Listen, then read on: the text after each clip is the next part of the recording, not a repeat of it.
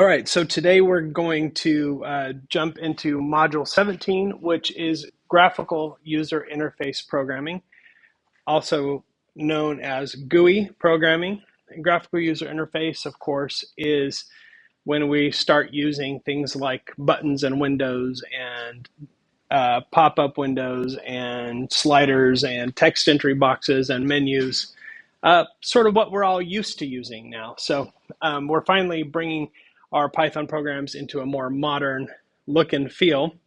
And with that brings some additional interesting things. And so we will be using a module or a library called TK-Inter. It's a TK interface, and it is available for multiple programming languages, but it is actually embedded in Python. So it's been around for a while. It is probably the most popular interface library or graphical user interface library for Python. It's not the only one, but it is sort of the most common. So that's the one we're going to focus on in our programming, and it does quite a bit.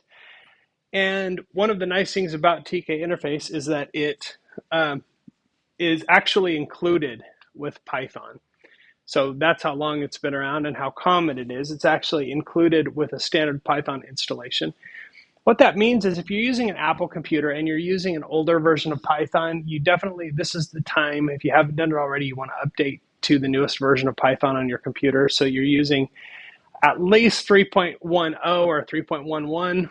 3.13 is available, but the older versions of TK interface don't look as good on a modern computing platform. So, and the version, even if you got a new Mac, the version of Python and the version of TK interface that tends to be installed by default is rather old, so you don't want those. The neat thing about TK interface is that it actually taps into the operating system to generate controls that look like what you get if you're using Windows or Mac or even Linux. It will use buttons and menus and windows that look like they match the rest of your system. Now, you might feel like that's boring, but for most users, that's actually a good thing because they know how to interact with those windows. They know how to interact with those buttons and menus and things like that.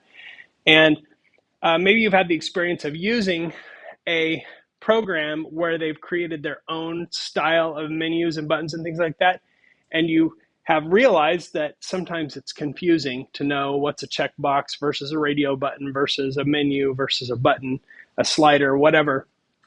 But we have used our operating systems enough to know and recognize that the basic controls look a certain way and behave a certain way, and so we know how to expect those to behave. And the nice thing about TK interface is that it actually uses those same exact controls. You can customize virtually everything and the way it looks and virtually everything in TK interface. Make the ugliest interface you want to. But let me just tell you, most of the time you don't want to do that for the sake of usability. Most of the time you want to keep most of the standard widgets, as they're called, the same as what you would be expecting them to use because users will already know how to interact with those, and it usually works better for your users.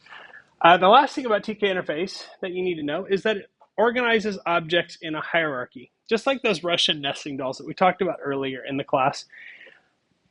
Organizing objects in a hierarchy means that we basically are dealing with containers. So we have a window, and inside that window we may have one or more what are called frames. Frames are usually invisible, and they're usually used, sometimes they have a border around them or have a slight three-dimensional effect. But most of the time, frames are just containers for organizing the widgets. And the widgets are the things like text entry boxes or labels or buttons and things like that. So that's just how we organize TK interface.